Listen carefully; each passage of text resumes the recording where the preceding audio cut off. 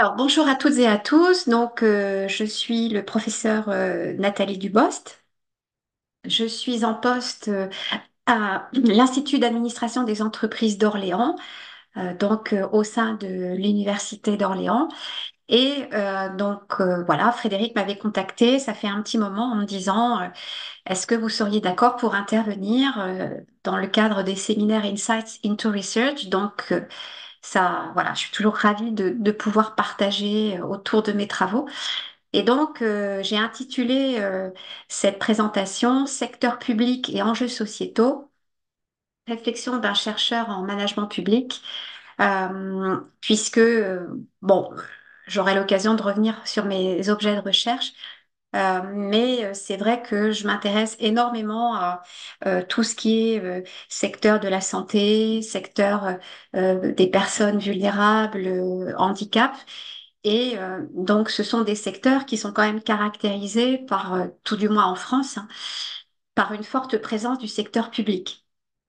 On a ça s'explique par l'histoire, hein, mais si je prends par exemple toutes les politiques du handicap, alors il y a eu des mouvements associatifs sur le terrain qui ont lancé un certain nombre d'actions et derrière l'État a repris. Donc la première grande loi sur le handicap, c'est 1975. Vous voyez d'ailleurs que c'est pas, ça a une cinquantaine d'années, hein. C'est vrai que actuellement en France, toute la prise en charge des personnes en situation de handicap est très encadrée d'un point de vue par des textes. Il y a énormément d'acteurs publics qui parfois d'ailleurs se chevauchent les uns les autres. Il y a également au niveau des départements, il y a des collectivités territoriales qui ont également un rôle, hein, qui ont une compétence sociale.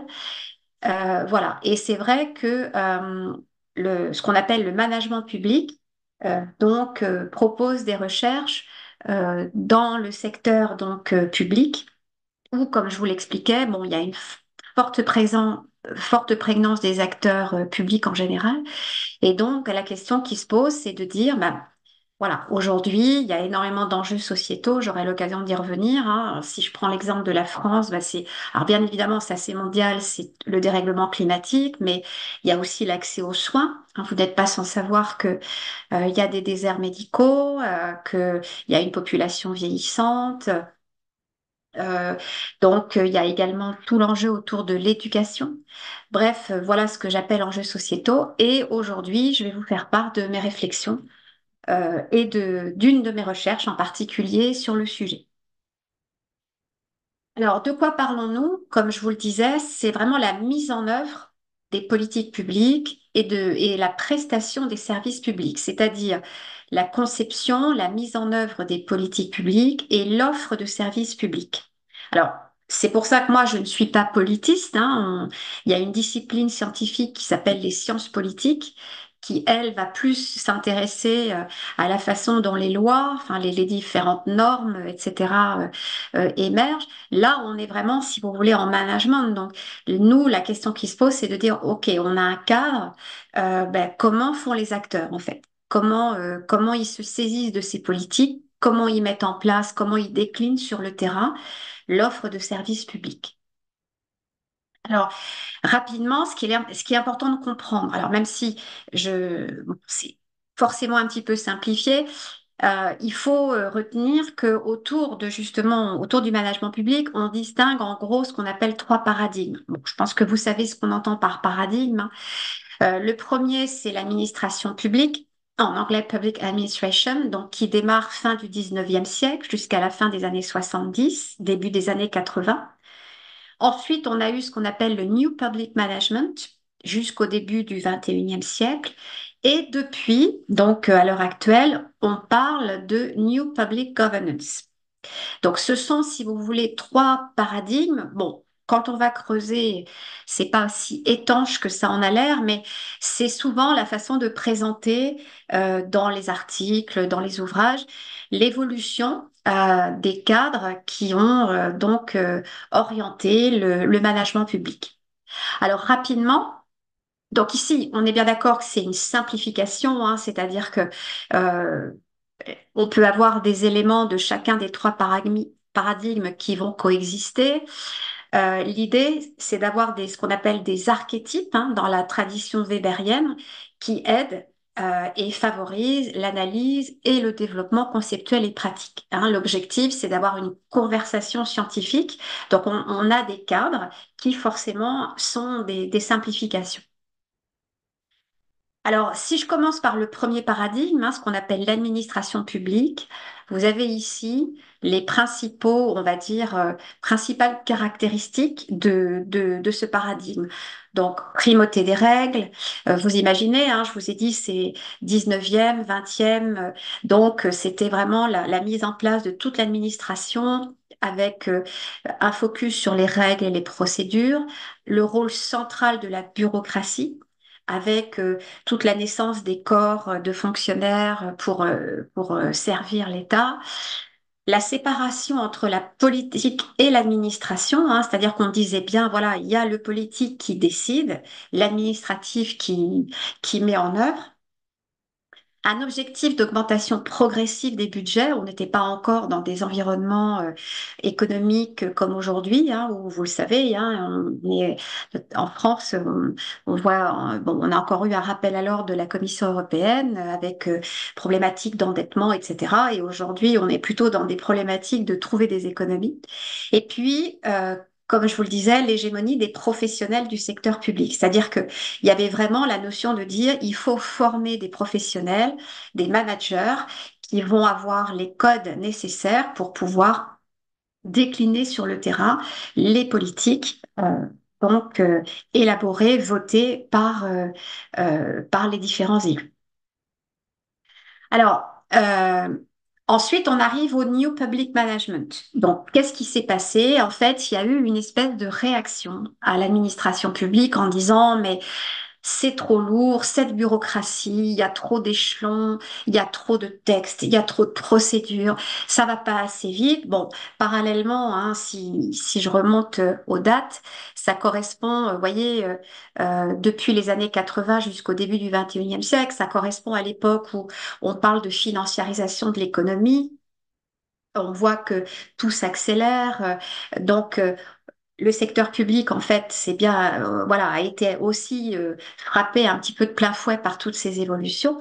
Et donc, le New Public Management, l'idée, c'est de dire, voilà, il faut s'inspirer du secteur privé pour améliorer l'efficience et l'efficacité des services publics. C'est-à-dire, il faut qu'on puisse importer des outils, des techniques pour avoir une prise de décision plus rapide. Donc, vous voyez, là, on parle de distance organisationnelle entre la décision et la mise en œuvre. Hein, c'est de dire, il faut pouvoir donc penser rapidement à décliner sur le terrain l'ensemble des décisions, un focus sur l'entrepreneuriat et le leadership, c'est-à-dire qu'on voit apparaître au sein des organisations publiques tout un vocabulaire qui s'inspire du secteur privé. On parle d'entrepreneurs publics, vous voyez, donc c'est quand même une rhétorique qui évoque bien hein, cette on va dire cette peut-être pas injonction, mais la volonté de dire aux managers publics, voilà, prenez des initiatives, proposez des choses, etc.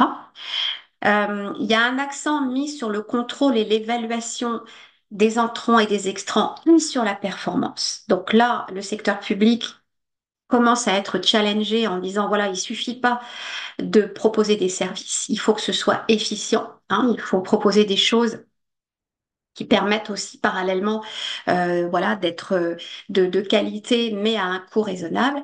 Et puis, donc, un focus sur la gestion des coûts, quitte à décomposer les services publics en unités de base. C'est-à-dire qu'on repense un petit peu la chaîne de production des services en disant, bah, si ça permet évidemment de mieux maintenir les coûts, ben voilà, on va décomposer, etc. Alors, évidemment, il y a eu des critiques, hein, vous imaginez bien, à la fois sur l'administration publique et le New Public Management. Alors, euh, quelles sont ces critiques? Alors, dans l'administration publique, hormis le fait, comme je vous l'ai dit, qu'on remet en cause cette conception du service public, etc., on dit, ben, en fait, l'administration publique, on a très peu d'éléments pour savoir comment mettre en œuvre.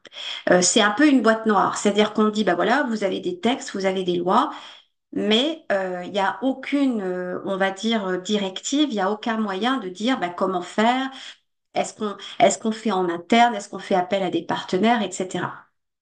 Concernant le New Public Management, la critique la plus, on va dire, virulente, ça a été de dire, mais finalement, vous oubliez totalement le contexte de la gestion publique. C'est-à-dire que en disant, voilà, il faut importer des méthodes privées, vous mettez sur le même plan les services régaliens que sont l'éducation, la santé, que par exemple à des entreprises privées lucratives. Or, il y a des services dans des pays qu'on ne peut pas soumettre au marché.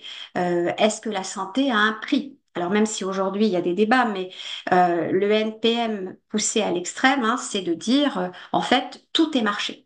Tout est marché, tout a un prix et il faut viser l'efficience et l'efficacité. Et puis surtout, c'est la deuxième partie de mon diapo, plus récemment, on a dit, mais il y a aussi un autre problème sur ces deux théories, c'est qu'en fait, elles ne se rendent pas compte, quand elles sont arrivées, on avait des environnements relativement simples, peut-être un peu moins pour le NPM. Mais aujourd'hui, en fait, on a affaire à des politiques publiques complexes. Il y a beaucoup d'acteurs, dont le citoyen. Et ça, c'est quelque chose de relativement nouveau, c'est-à-dire que aujourd'hui, le citoyen, on parle de démocratie participative, il veut pouvoir donner son avis, il veut pouvoir participer aussi à la prise de... Alors, prise de décision, tout dépend de ce qu'on entend par prise de décision, mais vous avez peut-être entendu parler, par exemple, de budget participatif.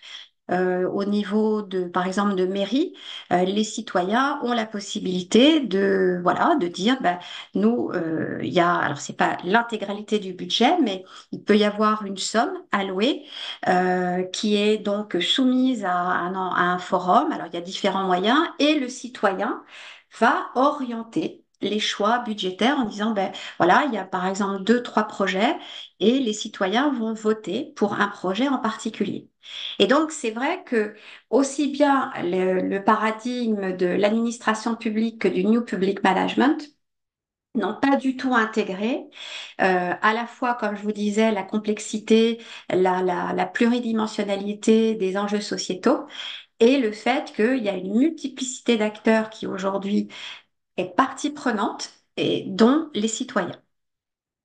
Alors du coup, bah, vous l'avez compris. Alors oui, j'ai pris l'exemple de la crise Covid, hein.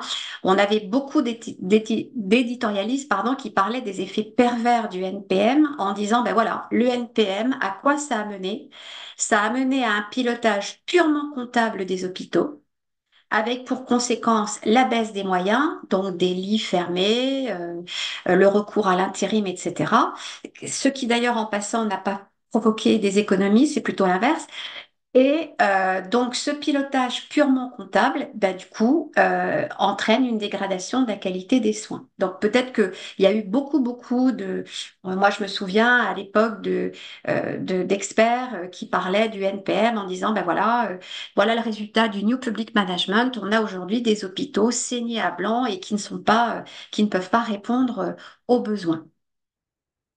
Alors du coup est arrivé ce qu'on appelle la nouvelle gouvernance publique, donc c'est le troisième paradigme. Et en fait, alors ce troisième paradigme, en fait, il s'est construit un petit peu justement en opposition ou à partir des manques des deux paradigmes précédents.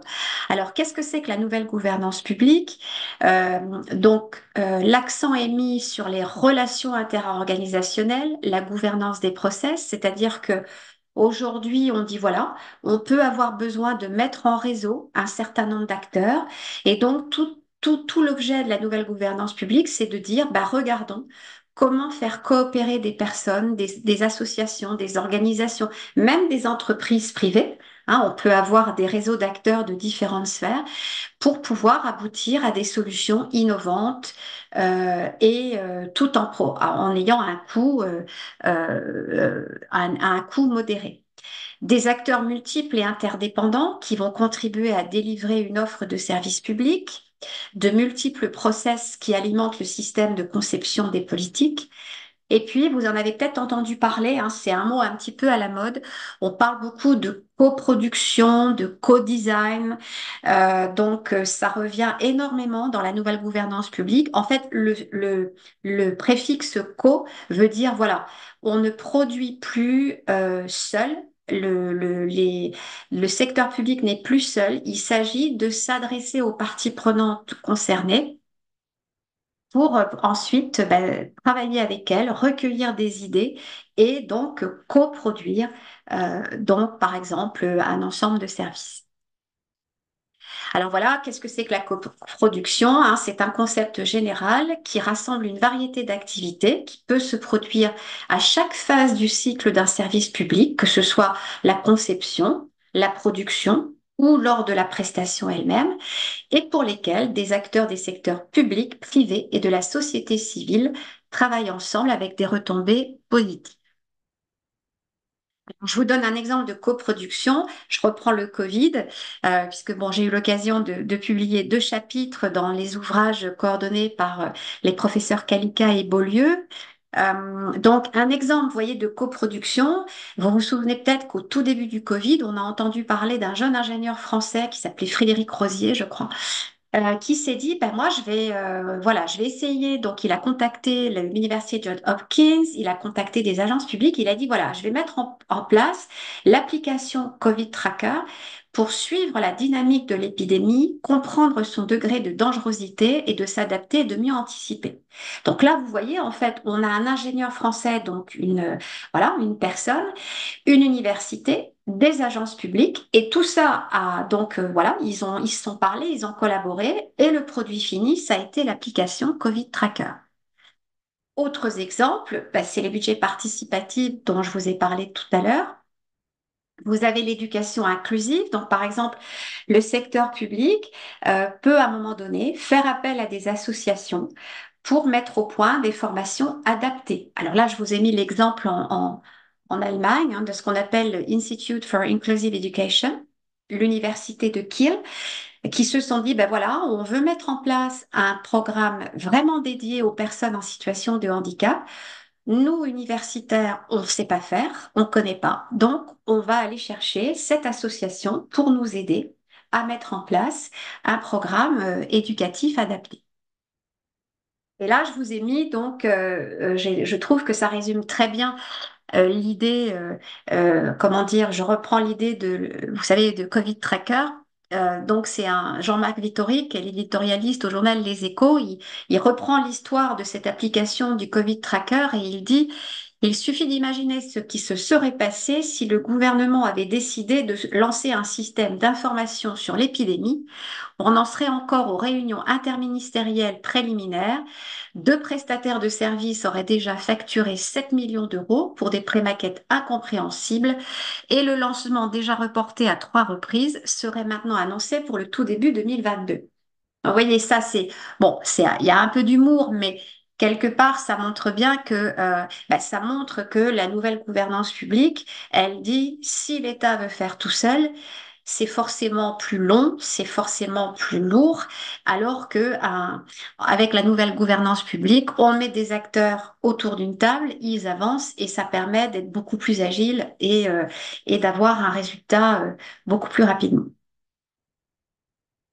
Alors, du coup, la question qui se pose, et c'est là où effectivement la recherche, elle peut aider, c'est qu'on se dit, bah, voilà, on voit l'évolution des cadres théoriques, des paradigmes, et on se dit, bah, la nouvelle gouvernance publique, ou alors je vous l'ai mis en anglais ici, la New Public Governance, c'est la panacée. Ça veut dire, bah oui, il faut aller vers ce type, il faut, comment dire que maintenant, les managers publics s'inspirent de cette doctrine pour mettre en place un certain nombre d'actions, etc. Alors c'est là où il faut être prudent, parce qu'en fait, c'est là où la casquette du chercheur par rapport à la casquette du consultant, elle est utile parce que le chercheur, il va toujours se dire, mais il y a forcément des zones d'ombre, il y a forcément des angles morts et il faut, alors tout en disant, oui, bien sûr, il y a des éléments positifs, mais il y a forcément des choses qui sont peut-être pas, qui marchent pas forcément toujours sur le terrain,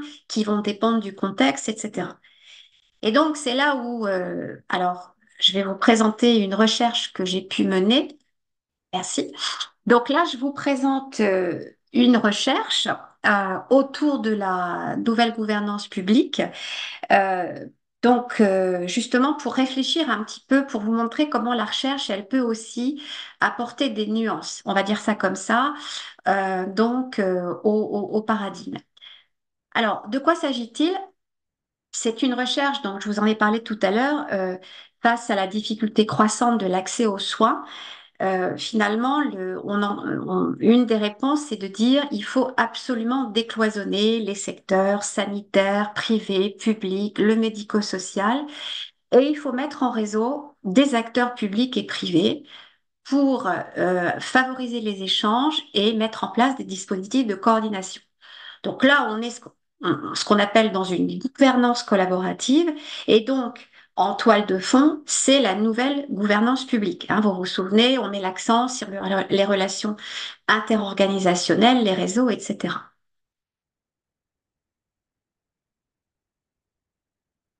Alors, donc, le modèle théorique, bon, là, je vais passer rapidement, c'est la définition donc de la gouvernance collaborative. Donc, bon, en gros, ce qu'il faut retenir, c'est ce que je vous ai déjà expliqué, c'est-à-dire les acteurs publics disent, voilà, on ne fait plus tout seul. On va mettre ensemble des parties prenantes de divers horizons pour pouvoir discuter du problème, trouver des solutions et mettre en place un certain nombre d'actions qui vont nous permettre de répondre aux besoins de la population. Donc, c'est un modèle théorique de deux auteurs qui s'appellent Ansel et Gage, vous voyez, qui date de 2008. Et là, je vous ai mis donc le modèle en lui-même. Bon, ça c'est juste pour vous montrer, mais je pense que vous avez commencé à le voir. Voilà un modèle, hein, c'est un modèle théorique avec un ensemble de variables. Alors, il est en anglais, hein, mais donc vous voyez, en fait, Ansel et Gash, on dit, ben voilà, une gouvernance collaborative, on peut la décrire avec différents. Alors, vous avez des blocs de variables, et puis à l'intérieur de de ces blocs, vous avez diverses variables, etc., etc. Donc ça, c'est le modèle qui m'a guidée dans ma recherche. Et en fait, moi, si vous voulez, je suis partie de deux remarques. Je dis, mais finalement, on nous dit, super, mettez en place des dispositifs de gouvernance, mais on mesure jamais la performance. Finalement, on dit, ben, mettez en place des réseaux, mais est-ce que finalement, on sait si vraiment ça marche et quels sont les résultats? Et puis, il y avait une deuxième question que je me posais. Il disait, bah, si je reviens sur le modèle, vous voyez ici, dans les starting conditions, il y a une variable qui s'appelle l'incitation et contrainte sur la participation. Et Ansel et Gage disent, bah, en gros, oui, pour pouvoir coopérer, il faut quand même avoir envie, il faut avoir des incitations. On ne va pas coopérer pour coopérer. Et donc, ben moi, je me suis dit, tiens, ça peut être intéressant peut-être de faire un zoom là-dessus, parce que on dit aux acteurs, bah, venez, ok, mais est-ce que derrière, les acteurs vont venir uniquement pour le plaisir de participer? Non, il y a certainement des raisons qu'il s'agit de comprendre. Alors du coup, vous voyez, mes deux questions de recherche, c'est, première question, c'est bah, comment je peux mesurer la performance d'une gouvernance collaborative? Donc, alors là, je vous présente le modèle, hein. En fait, le modèle est un petit peu, on va dire, bon, très détaillé, hein. En fait, il y a 9 façons, si je résume, hein, de mesurer la performance, parce qu'on va différencier les actions, les outcomes, l'adaptation. On va raisonner à 3 niveaux, hein, puisque dans une gouvernance, ben, il y a les organisations. Il y a le dispositif, le réseau en lui-même, et puis il y a l'objectif. Donc, vous voyez, si je fais 3 fois 3, ben, on nous dit, voilà, pour mesurer le succès d'un réseau, d'une gouvernance collaborative, il va falloir regarder 9 dimensions pour pouvoir dire, ben, c'est peut-être performant sur une dimension et moins performant sur une autre. Alors voilà, vous voyez, ça ça vous récapitule les neuf dimensions de la performance. Et puis la deuxième question de recherche, je me suis posée, c'est dire, mais finalement, quand les acteurs décident de coopérer, est-ce que les ressources qu'ils cherchent à obtenir, est-ce que ce serait pas intéressant de s'intéresser à la nature des ressources? C'est-à-dire de se dire, mais finalement, voilà, toutes les ressources n'ont pas toutes les mêmes caractéristiques. Donc, est-ce qu'on pourrait pas se dire, ben, en fonction de la nature des ressources, est-ce que finalement la performance de ces réseaux, elle pourrait être plus ou moins élevée? Alors du coup, ma méthodologie, bon, je passe rapidement, hein, j'ai fait une étude de cas autour d'un dispositif de gouvernance collaborative. Donc c'est ce qu'on appelle un EPIC. En France, vous savez, les lois permettent la coopération, donc là en l'occurrence entre communes, donc c'est 22 communes qui coopèrent avec l'objectif d'élaborer, de conduire un projet d'aménagement, de développement économique, éducatif, culturel, social sur le territoire. Donc on est vraiment dans une coopération, dans une gouvernance collaborative.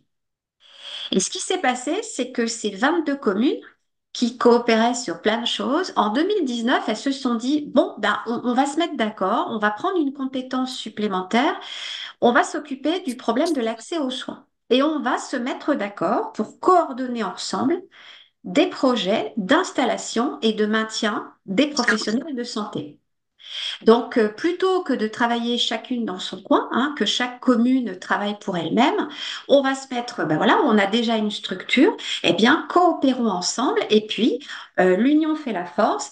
On va faire en sorte de faire venir des médecins sur le territoire, de créer des maisons de santé, etc., etc. Alors là, vous avez le modèle de la recherche. Donc, vous voyez ici, vous retrouvez les communes qui sont les organisations du réseau. La gouvernance collaborative, c'est en fait la métropole, hein, qui fédère, le réseau qui fédère les communes.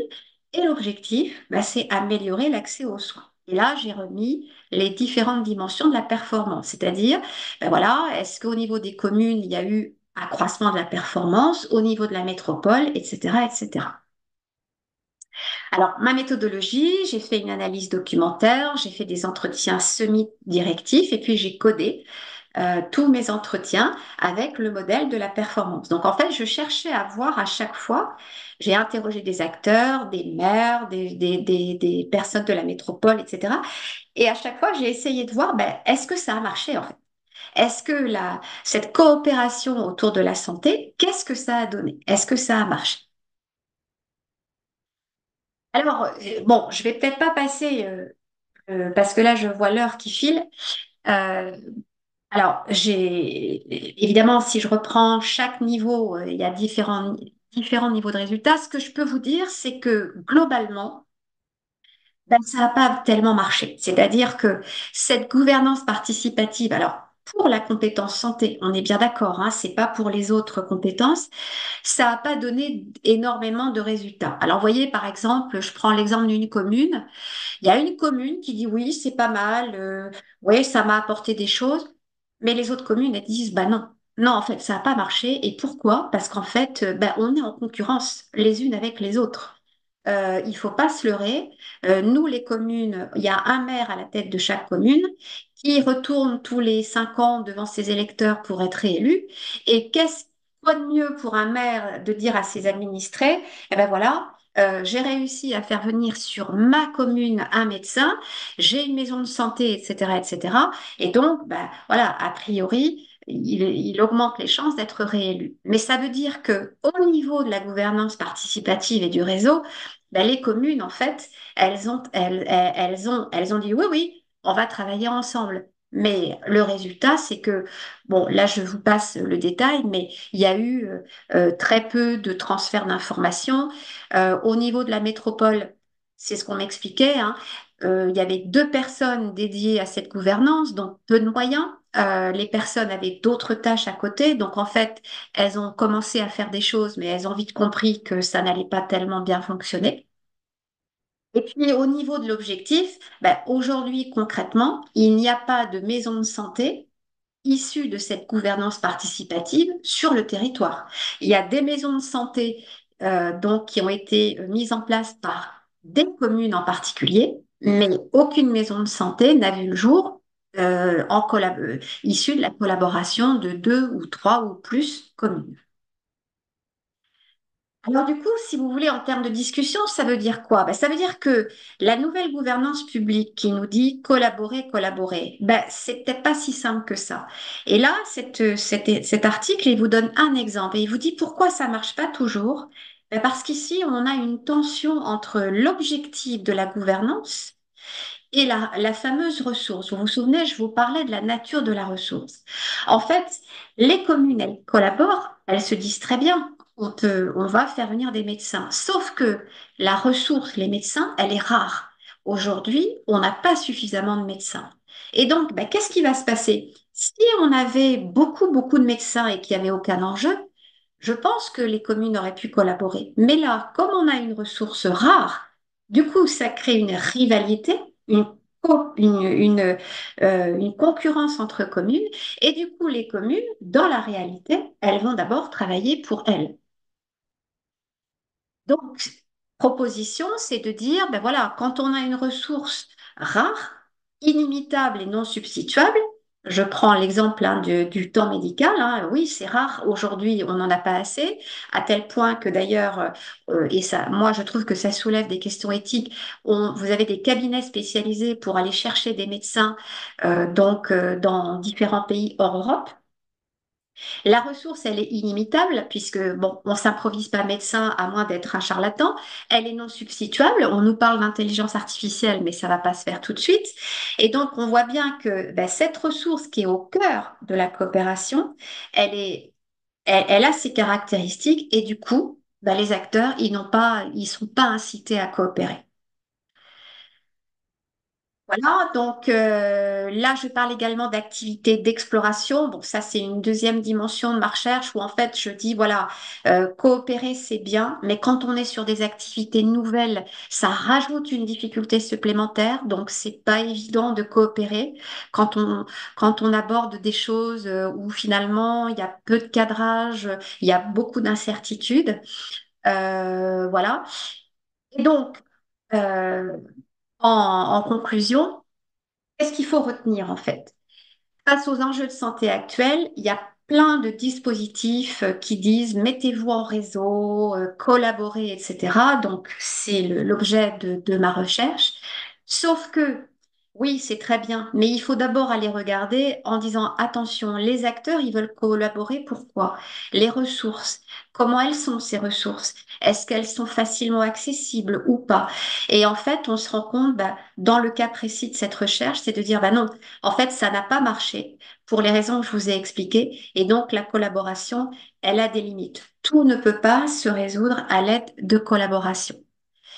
Et donc, pour terminer, ça veut dire que ça ne remet pas en cause le bien fondé des stratégies ce qu'on appelle gouvernance collaborative, mais ça veut dire, voilà, attention, et là, c'est la recherche hein, qui nous dit ça, l'enthousiasme autour des possibilités de collaboration en management public doit être tempéré par le fait que ce n'est pas toujours simple et bénéfique.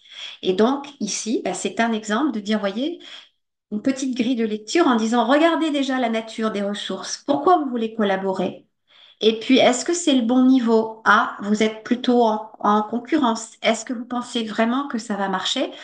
Et alors, je ne vous dis pas que ma recherche aura changé la face du monde, mais c'est vrai que voilà, je ne connais pas vos profils. Si vous êtes amené à travailler dans des organisations qui se posent peut-être toutes ces questions de collaboration, ça peut être une grille de lecture des questions en disant, bon voilà, collaborer, oui, mais pour faire quoi et avec qui? Voilà, donc j'ai un peu dépassé, je suis désolée, j'ai mis un peu plus de temps que je ne pensais. Je ne sais pas si vous avez des questions ou...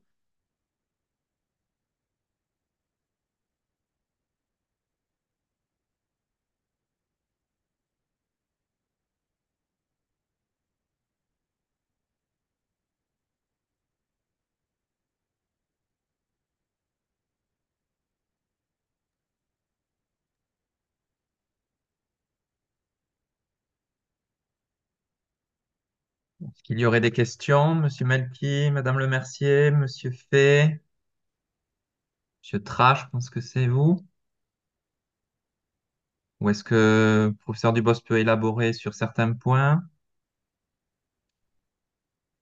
Et des réactions, des témoignages, Alors, peut-être que oui. on a une question.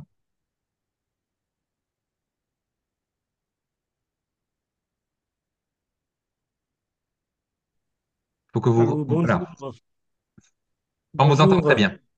Voilà, c'est Ibrahim Ndiaye du Sénégal. Bonjour monsieur. Ah, Alors, j'apprécie beaucoup l'exposé parce que ça touche un peu mon domaine de recherche, parce que je travaille sur le management public et les paradoxes organisationnels.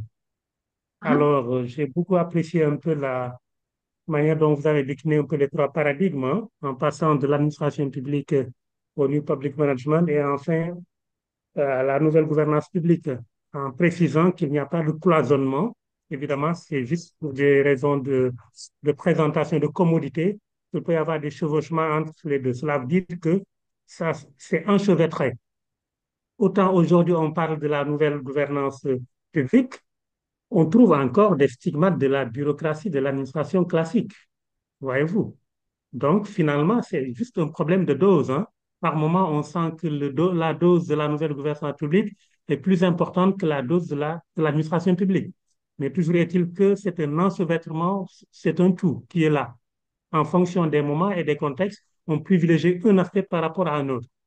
Parce qu'il y a des cas de figure, comme vous l'avez dit, où tout ce qu'on dit de mal sur la bureaucratie, par moment, c'est cette bureaucratie qui permet de régler des problèmes. Tout dépend de la nature de la structure en question Tout et à fait. aussi du secteur d'activité. Alors, Absolument. vous avez terminé par la nouvelle gouvernance publique en mettant l'accent sur la notion de coproduction qui est devenue justement une notion à la mode. Parfois, on parle de coproduction, de gouvernance collaborative, inclusive. Mais effectivement, vous nous avez montré qu'il y a des limites, ce n'est pas une panacée. Alors, du point de vue de la fonctionnalité, vous avez évoqué effectivement la question de la motivation à collaborer. N'avez-vous pas, dans vos recherches, découvert un peu d'autres limites, notamment parfois la lenteur dans les prises de décision? Parce que quand on met en place, ou bien quand on met en contact beaucoup d'acteurs qui ont parfois des intérêts divergents, cela veut dire qu'il y a là des paradoxes, des tensions, comme vous l'avez dit, de réelles tensions de gouvernance. N'avez-vous pas découvert d'autres limites au-delà, justement, de cette difficulté à motiver les gens à travailler ensemble? Voilà ma question. C'est justement pour alimenter toujours ma réflexion par rapport à mon sujet d'idée. Merci. Beaucoup pour votre réaction. Oui, c'est voilà, je suis totalement en phase avec tout ce que vous dites. Alors sur les autres limites, si voilà, il y a plein d'articles qui mettent, qui parlent de ce dont vous parlez, la difficulté d'aligner les intérêts, le ralentissement de la prise de décision. Il y en a, hein, ça vous pourrez trouver sans problème. Alors moi-même, c'est pas trop cette dimension que j'ai explorée. Il y a une autre dimension, moi, que j'ai pu explorer dans une autre de mes recherches.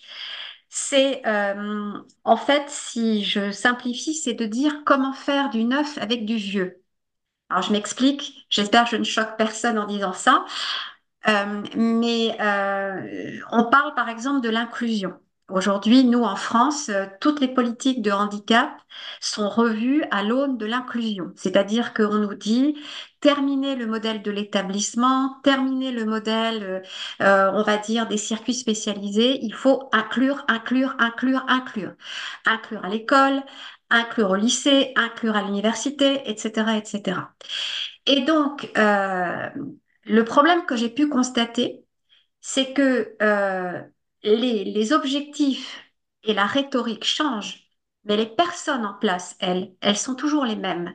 C'est-à-dire que si je prends l'exemple, bon, j'ai eu l'occasion de travailler moi sur l'habitat inclusif, c'est les mêmes fonctionnaires qui me disent aujourd'hui, ah ben non, mais ça va pas parce que votre projet c'est trop établissement, et qui me disaient il y a de cela 10, 15 ans, ah ben oui, mais non, parce qu'attendez, vous ne respectez pas telle directive et telle demande, voyez.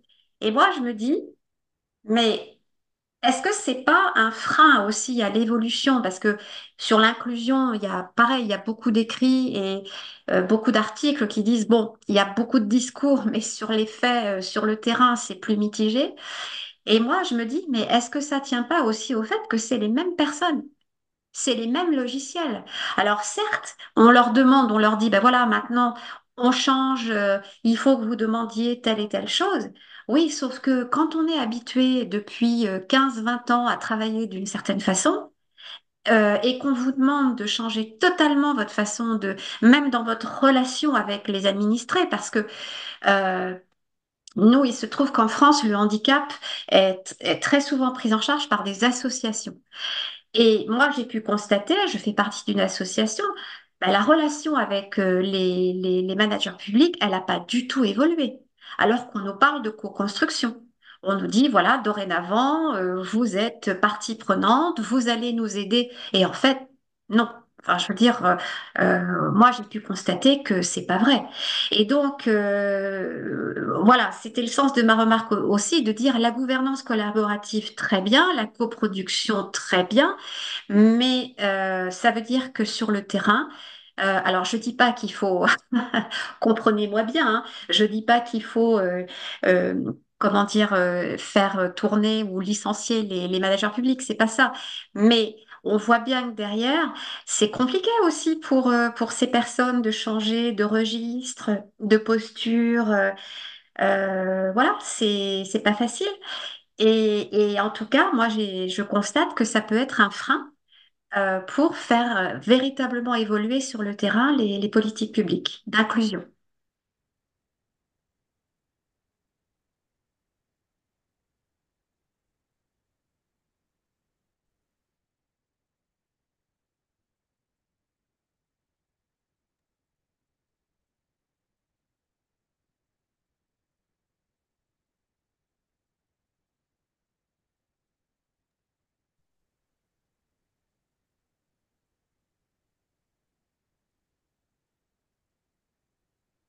Je vois qu'il y a encore une question.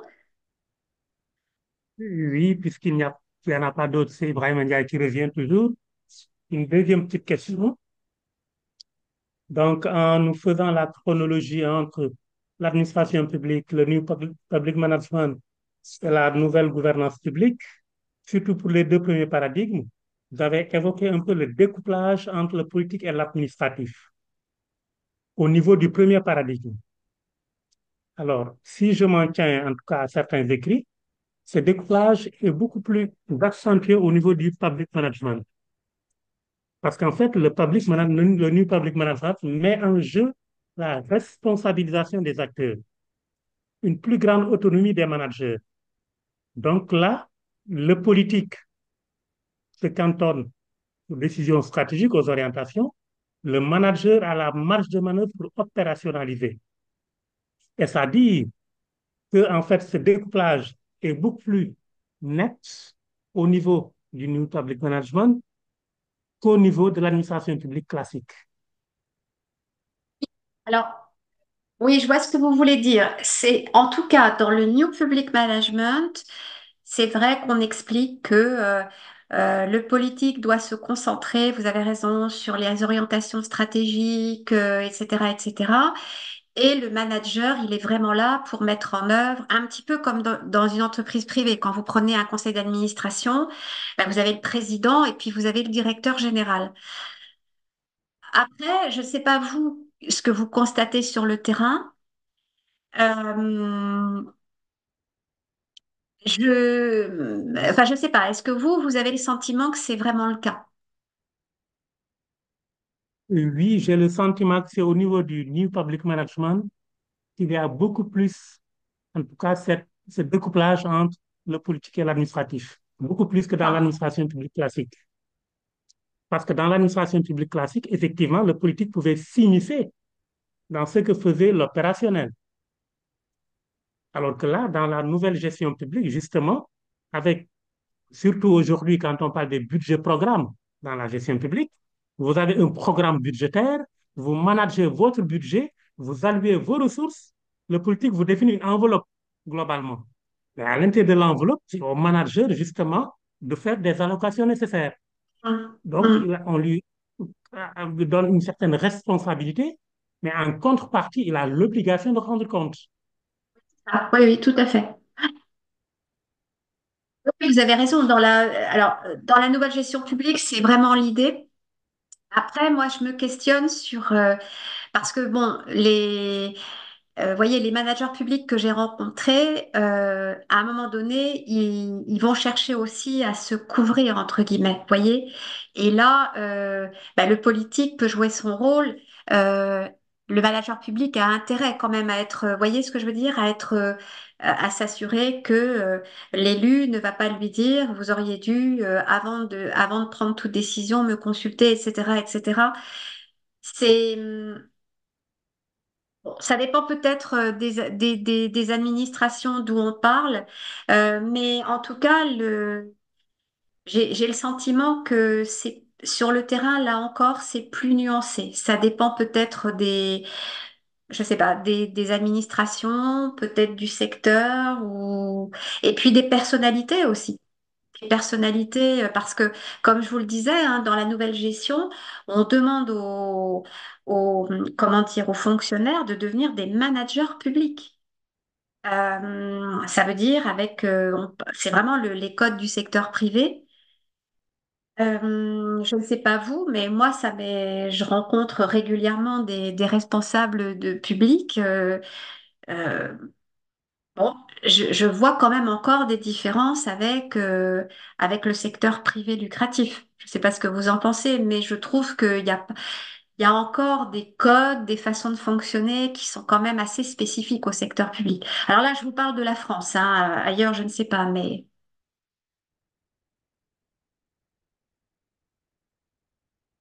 Oui, tout à fait. Sur ce point, je confirme, hein, même au niveau du Sénégal, hein, on se rend compte que le secteur public a encore ses spécificités. On a beau transposer les méthodes du privé dans le secteur public, mais le secteur public ne veut pas tout digérer, garde encore certaines spécificités. Évidemment, c'est normal parce que les objectifs ne sont pas les mêmes.